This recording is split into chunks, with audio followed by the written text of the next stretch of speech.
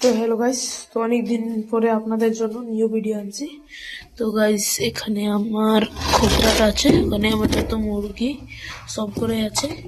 চলো গাইস দেখে এক এক করে আমার সব মুরগিকে। তো গাইস দেখতে পাচ্ছেন, এটা আমার ছোট মুরগাটা, যেটা আপনি দেখছিলেন অনেকদিন আগে ভিডিওতে। এখন অনেক বড় হয়ে গেছে গাইস। তো দেখতে পাচ্ছেন কত বড় হয়ে গেছে। তো এখন এটাকে রেখে দিব। তো তারপরে আমার এটা মুরগিটা আছে, সাথে এটা মুরগিটা আছে, সাথে আমার যত মুরগি টুরগি সব আছে গাইস, দেখতে পাচ্ছেন।